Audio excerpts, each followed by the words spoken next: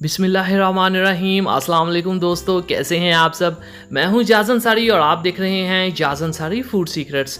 अल्लाह बरकत दे आपके खानों में, आपके रिज्क में, आपके जायकों में। तो मेरे प्यारे प्यारे दोस्तों, आज मैं आपके लिए क्रोसेंट्स की रेसिपी लेके आया हूं और इंशाल्लाह बहुत ही आसान तरीके से, बहुत ईजीली मैं आपको बताऊंगा और इनकी खूबसूरती कैसे लेके आनी है, ये इतना शानदार कलर कैसे आएगा, सभी बातों के बारे में डिस्कशन होगी।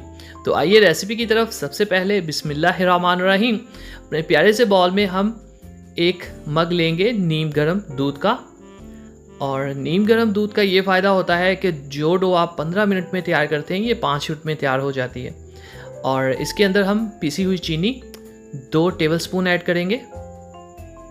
और पिसी हुई इसलिए क्योंकि डो के अंदर चीनी जो है वो बहुत मुश्किल से हल होती है। इसको एक दफ़ा मिक्स कर लेंगे ताकि कोई गुंजाइश बाकी ना रहे। अब इसके अंदर हम यीस्ट ऐड करेंगे यानी कि खमीर। तो खमीर इसमें 2 टीस्पून ऐड होगी। ये किस काम होती है, मैदे को फुलाने के लिए, उसको राइस करने के लिए, ठीक है। 2 टीस्पून हमने ऐड कर दी। अब ये है हमारे पास कुकिंग ऑयल, ये इसमें जाएगा 4 टेबलस्पून। अगर आपके पास मक्खन है तो आप मक्खन ऐड कर सकते हैं। नमक 1 टीस्पून जाएगा इसके अंदर।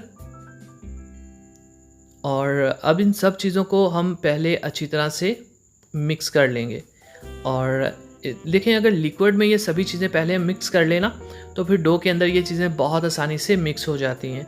वैसे हम डो में भी ये मतलब मैदे में भी ये सब चीज़ें ऐड कर सकते हैं, लेकिन ऐसे कर लेंगे तो रिज़ल्ट्स जो हैं वो बेहतर आएंगे। अच्छी तरह से इसको मिक्स कर लें। और उसी दौरान अगर आप चैनल पे नए हैं तो जनाब चैनल को सब्सक्राइब कर लीजिए। ये आपकी तरफ से प्यार होता है, मोहब्बत होती है, आपकी तरफ से हमें एक इनाम होता है।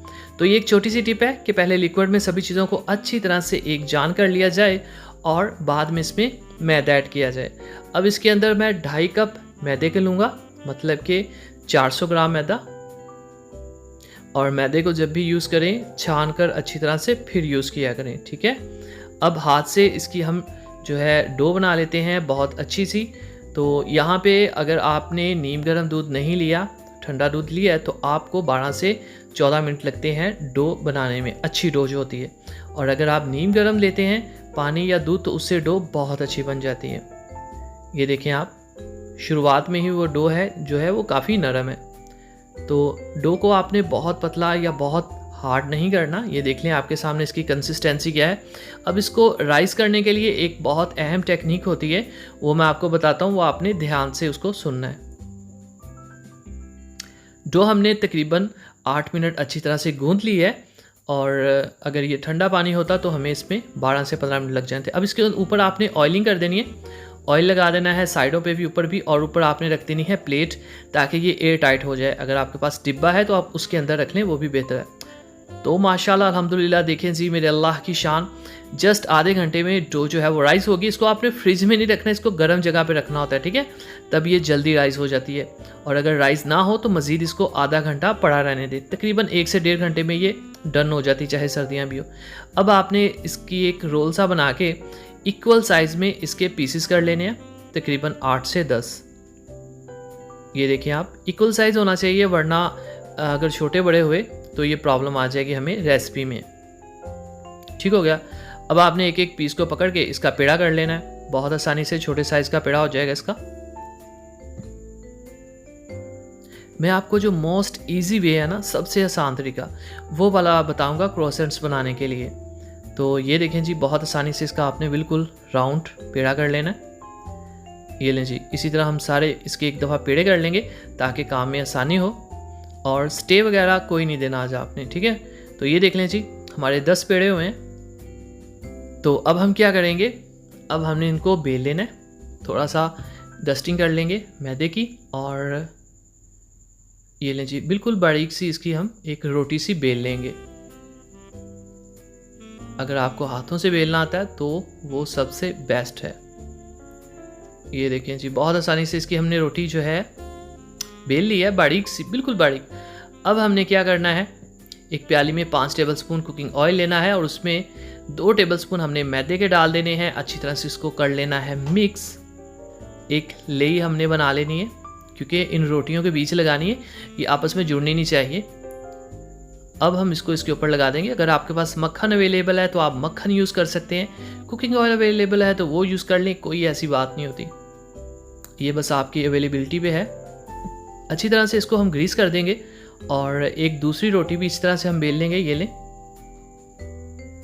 इसको इसके ऊपर लगा देंगे और साइज़ जो है ऊपर रख के भी ये छोटा बड़ा हो जाता होता है, क्योंकि इसमें ईस्ट है तो ये काफ़ी स्मूथ डो है, तो प्रॉब्लम वाली बात कोई नहीं। आपको देखने में ये शायद मुश्किल लगे कि एक लेयर लगा दी अब दूसरी, हमने जितने भी पेड़े बनाए हैं ना सभी लेयर हमने इस तरह से ही बना लेनी है। ये देखें आप, एक दफ़ा जब आप शुरू होंगे तो आपको लगेगा ये आसान है, देखने में थोड़ा सा मुश्किल लग रहा है कि बारी बारी इतना टाइम लग जाता है, तो ऐसी कोई बात नहीं। और साइज़ छोटा बड़ा हो कोई टेंशन नहीं, आप ऊपर रख के उसको एडजस्ट कर सकते हैं। बस ये कि आपने इनको स्टे नहीं देना, ठीक है? अगर आपने इनको स्टे दिया तो ये फूल जाएगा। ये लें जी, अगर आपने इसको स्टे देना, ये एंड वाली है 10वीं लेयर, तो अगर आपने इसको स्टे देना है तो इसको आप फ्रिज में स्टे देंगे, ठीक है? बाहर नहीं, वरना ये फूल जाएंगे। अब आपने इसको एक दफ़ा फिर से बेल लेना सबको इकट्ठे, और इसका साइज़ आपने थोड़ा सा बड़ा कर लेना है, क्योंकि अगर आपको पता है अगर आपने इसका यूज़ किया हुआ है तो इससे ना जो मैदा है वो बहुत जल्दी इकट्ठा होता जाता है, तो रोटी का साइज़ जो है वो छोटा होता जाता है। इसको आपने कर लेना बड़ा, और एक शार्प सा आपने लेना है नाइफ़। ये लें जी, इसको बिल्कुल बीच में से बिल्कुल 0 to 90 के एंगल पे आपने इस तरह से इसको दो कर लेना है। ये लें जी, बहुत आसानी से हो जाएगा क्योंकि डो काफ़ी सॉफ्ट है हमारी। ये लें जी, ध्यान से देखिएगा, इसके आपने या तो 8 पीसेस करने हैं या आपने इसके 12 पीसेस करने हैं। तो मैंने छोटे साइज़ के बनाए हैं तो मैं इसके 8 पीसेस ही करूँगा। ये लें जी, अब आपने क्या करना है, चाहे इसकी 10 लेयर्स ले लें चाहे 5 ले लें, ठीक है? ये आपकी मर्ज़ी पे है। तो मैं इसको एक दफ़ा फिर बेल लूँगा ताकि थोड़ा सा लंबाई में हो जाए। लंबाई ज़्यादा होगी तो शेप खूबसूरत आएगी, और इसको आप अपने हाथों से जैसे मर्ज़ी शेप दे दें, बहुत आसानी से ये बेल लिया जाता है। बीच में से एक छोटा सा कट लगाएंगे और इसके अंदर आप फीलिंग कर सकते हैं, चाहे आप चॉकलेट की कर लें, चिकन पीस की कर लें, या आप जस्ट चीज़ की कर लें, ये आप पे है। लेकिन जो बेसिक रेसिपी है वो इस तरह प्लेन है। ये फ्रेंच रेसिपी है, और ये देखिए आप कितनी आसानी से ये बन गया। शेप इसकी अच्छी आ गई माशाल्लाह से। तो इसको आप एडजस्ट कर सकते हैं। ये देखें आप, कहने की बात ये कि बिल्कुल मुश्किल नहीं, आप ये मत समझिएगा कि ये कैसे है क्यों है, बहुत आसान है। इस तरह से आपने सबको बना लेना है। आपने ग्रीस कर लेना है बेकिंग ट्रे को, अगर आपके पास अवेलेबल है, नहीं तो आप प्लेट एक ले लें, कोई भी मेटल की जो थाली होती है चावल वगैरह खाने वाली, मेटल की मतलब स्टील या सिल्वर की।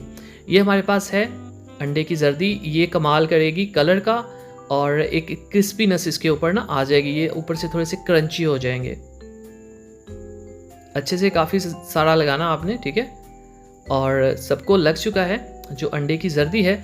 अब आपने एक पतीले को या एक कढ़ाई को प्री हीट कर लेना है, नीचे चूल्हा जला लेना है, और उसके अंदर बेकिंग स्टैंड रख के इस डिश को, इस ट्रे को उसके ऊपर रख देना है। ऊपर रख देना है ढक्कन, मीडियम टू लो आंच के ऊपर आपने इसको जस्ट 15 से 20 मिनट पकाना है।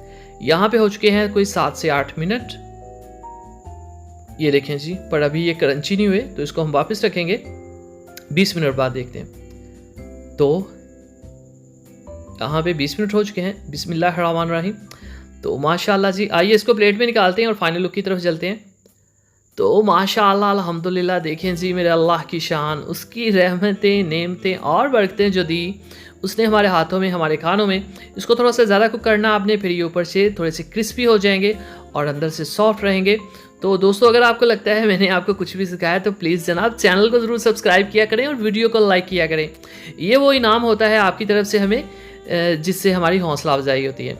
इजाज़त अंसारी को इजाज़त दीजिए, अगली वीडियो तक अल्लाह हाफिज़।